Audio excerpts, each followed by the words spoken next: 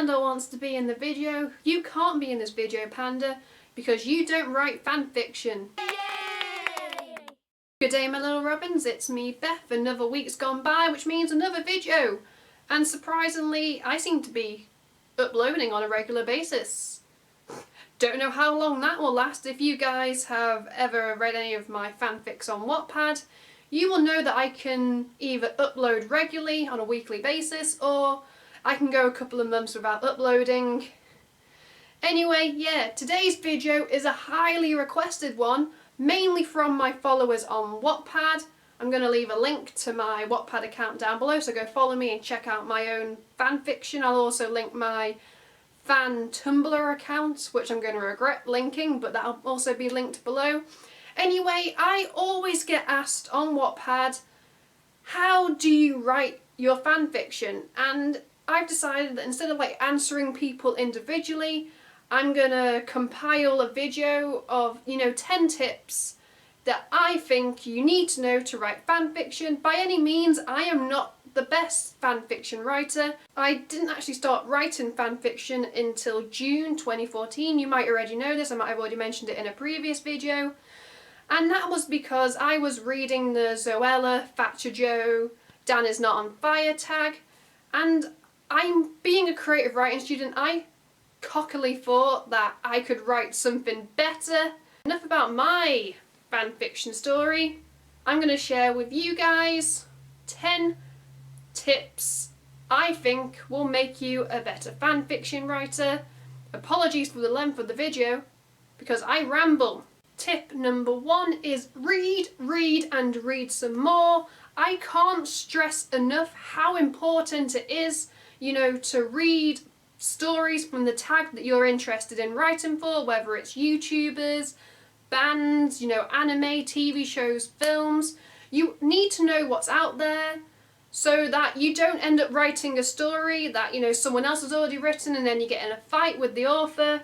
Side note, true story, I've had people try and copy my third Sug series, and I have not been a very happy bunny. You may think you've got an original idea, but you might be like, oh, I've got the best idea in the whole world, and then you see someone else has already written it, and that only, sparks you on to write something better. You've always got to think, what can I do to stand out from the pack, and what I can bring to this tag that no one's written. Tip number 2 is don't change a character's personality unless you can explain your reasons why. Now, if you're using real people in your fic, I use YouTubers and I use band members, and fans of those people are already going to know those people inside out. They're going to know their likes, their dislikes, their hair colour, their eye colour, how they act around people. And so if you go and change that, and you make someone be really mean when in actual fact they're really happy, fans will call you out on it. But you can kind of get away with changing a character's personality if you're writing an AU, alternative universe story. If you are writing an AU fic, make sure you actually write in the summary AU, so that people know that there is a chance the characters aren't going to be the same as they are in real life. I can't stress enough how much of a turn-off that is for me when I read a fic. Don't change a character's personality. You know the saying, don't change a classic. Tip number 3 is don't be discouraged if your fic, doesn't get tons of reads and votes overnight. For example, you're never going to upload a fic and the next day it's got 10,000 reads and over 200 votes. That doesn't really happen, success on Wattpad or Tumblr writing fanfiction, it doesn't happen overnight. You may think that some of your favourites, like all those reads and votes, you want to be like them, but they actually had to work to get those reads and votes. So yeah, don't be discouraged, keep writing, don't let your creativity be stumped. Say only 5 people are reading your fic. That's still more than 0, and if they enjoy the fic, don't stop, because those 5 people could share it with, their friends or tell people to go and read it. It doesn't really matter at the end of the day how many reads or views or votes you get on a story. It's whether or not you as an author are happy with what you're putting out there. If you have a story to tell, tell it. If you're getting into fan fiction for popularity, you are getting into it for all the wrong reasons. That's all I'm going to say on that point. Tip number 3 leads me into tip number 4, which is don't be off-put by negative feedback. With the internet, everyone thinks themselves a critic. I do it, I'm not going to lie. I like to think I'm a critic, but I'm not. Anyway, that's going off point. You're going to encounter negative feedback, you know, it's not all going to be positives, rainbows and sunshine. Sure, when you get that one positive comment, you jump for joy, but when you get your first hate comments, you can feel like your whole world has come tumbling down around you, but that's not true, you know? For example, I still get negative, like, hate on my comments, but I always like to use the term where you take a negative and turn it into a positive. If someone tells me like, oh, this line doesn't make sense, or like this story element doesn't work, I take the negative and turn it into constructive criticism and actually use the negatives to actually help me improve my own writing. And then I've even messaged the people and been like, oh yeah, thanks, you know, thanks for that, you know, I've changed it. And they've gone, oh, you actually cared about my opinion, and I'm like, well yeah, because I always want to improve my writing. Negative feedback, don't let it stump you, it's always going to be there, you're always going to have haters, you're always going to have trolls. Don't let it get to you. My 5th tip is research, that is right. Personally, as a creative writing student, I loved doing research for my stories and my screenplays. It's my favourite part. When I was researching my Werewolf Maroon 5 fic, Bitten by Adam Levine, sneaky little link promo, I'll put it up here. I had to research werewolf lore as well as, you know, supernatural lore, which is a favourite. I love supernatural, werewolves, vampires, so I had fun researching that. And my readers responded positively, and some of them even learnt new things, and I was like, oh, I'm actually educating people. I should be a teacher. And then I look at myself in the mirror and go, no, you can't be a teacher. You can make tip videos on YouTube, but no. Tip number 6, that's 6 fingers, I always struggle with 6. And that is, if you use music to inspire you, don't be afraid to share that with your readers. If you were to go on my iTunes or my Spotify account, you would see that in my playlist section, I actually have a playlist for each fanfiction I'm writing. And that's because different songs inspire me, and I'll just put the playlist on when I'm writing and I'll get into the zone. Music has been used for years as inspiration for people. You know, you can take inspiration from lyrics, you know, like the mood of the song. If it's a happy song, you might write a happy scene. If it's a really sad song, you might write like a really sad scene. If it turns you on, you might write some smut, who knows, I'm not judging.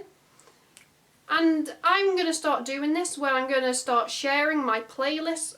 Probably when I finish a fic, I'm going to share the playlists that I listen to, you know, to encourage people to go and listen to those songs.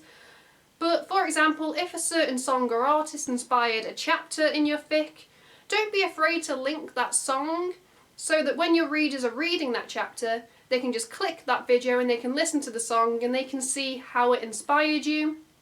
Music is a great tool for inspiration. You might even find some ideas for your own fanfics through songs. Music is good.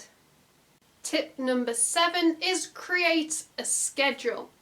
For example, I have multiple fics, but I'll just use one fic as an example, and I know that I'm going to upload that fic every Friday, and so my readers can expect that fic to have an update on a Friday. And if you have a schedule for your fic, it'll keep your readers loyal because they know what they're going to get at what time of the week. For example, Friday works best for me, but for you, you know, pick a day that works best for you. Everyone's going to have a different day they want to upload. Friday just seems to be a stereotypical day to upload. A lot of people upload on a Friday. You know, go outside the box, upload on a Monday, even a Tuesday. Why not a Sunday? That's just Sunday, Monday, Tuesday. Ugh. Anyway, yeah, schedule. if you have multiple FICS, which I actually do, I try and spread out the days I upload them. So I think I'll upload 2 FICS on a Thursday, 2 FICS on a Friday, and 2 FICS on a Saturday. I probably could spread them out better, but hey-oh, it takes stress off, so you don't feel pressured to like write 12 updates at once. No, because you have certain days. Scheduling. This point's gone a bit off point.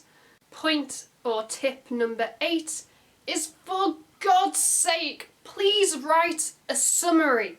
You have no idea how much of a turn-off this is, not just for me as a reader, but for other readers. Like, we'll click on a story because we like the look of the cover and like the title.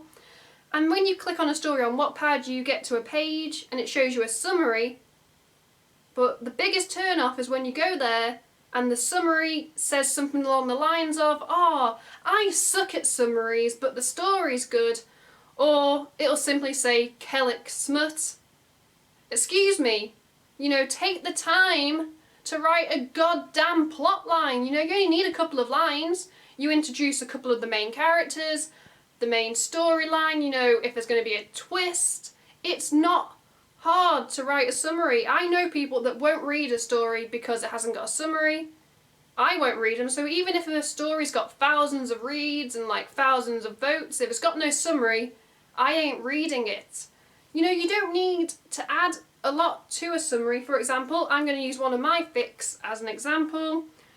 I'm using my Drop Dead, which is my Ollie Sykes / Bring Me the Horizon fic, and this is my summary, which people have said they like, and it made them want to read the story.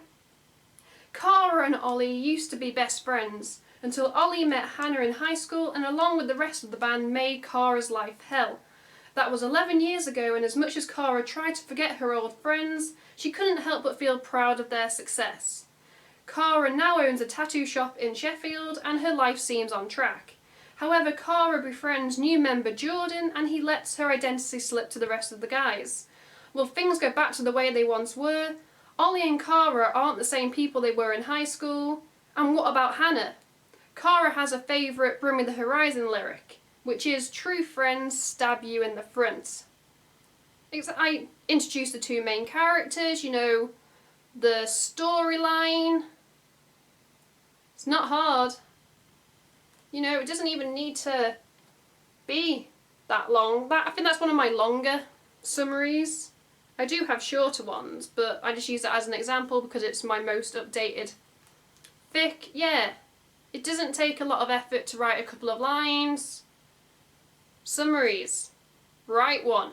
Tip number 9 is incorporate Easter eggs. Now, I'm not talking about the chocolate ones you get at Easter. I'm talking about references and quotes, that if you insert them into your story and fans, pick them up and they'll be like, "Oh my god, I can relate. Oh, that quote is amazing. That video is awesome." Easter eggs are used across all forms. They're used in TV, they're used in films, and now they're used in fan fiction. For example, when I was writing my 3rd Sug series, my 3rd Sug trilogy, I watched lots of Zoella and Dan Is Not on Fire videos, and I made references to like past videos, and people like me who had watched those YouTubers from the start conned on. And it was like we had like our own little secret conversation to the people who were reading the fic that maybe hadn't watched those YouTubers' videos. And it's just a nice way to give something back to the community you're writing for. And it kind of makes you feel a bit inclusive. Easter eggs are good. And chocolate Easter eggs are also good. But Easter eggs in fics are better. And my final tip, which is tip 10, is make your readers feel special. Now I'm going to hark back to point 3. If you remember those 5 people I mentioned that read your story, yep, I'm going back to them. If those 5 people, write a comment on a chapter or, they DM you, it doesn't take more than a couple of minutes to reply to a comment or reply to a message. Yay! Most authors don't actually reply to their readers. And I'm like, no, you've taken your time to read my story and comment on it. I want to get to know you and you start a dialogue. And those 5 people could go and tell their friends, or they could share your story, and you might find yourself going from like 5 followers to 100 to even 1,000 and so on. Personally, I found my reads going up when it got around that I actually, engaged with my readers. People wanted to, know my opinion, and they were happy that I was talking to them, so they read my stories. Pretty much make everyone in the community feel special, because at the end of the day, you're writing and reading what you love, you're all on the same page, so why not make everyone feel special and share a little love?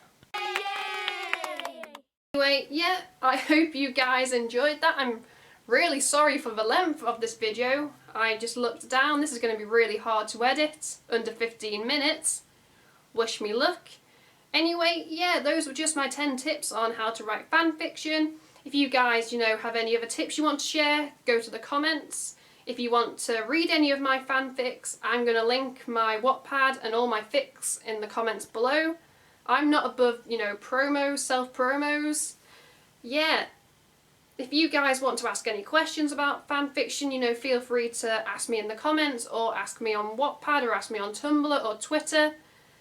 I love talking to readers, and I love giving advice. So I hope that at least one person out there, takes something from this video. Yeah, I feel like I've achieved something by making this video. Anyway, yeah. While you're down there, don't forget to click like if you enjoyed the video. Don't forget to hit subscribe because there's nothing stopping you. Until next week, I'm Beth. Goodbye.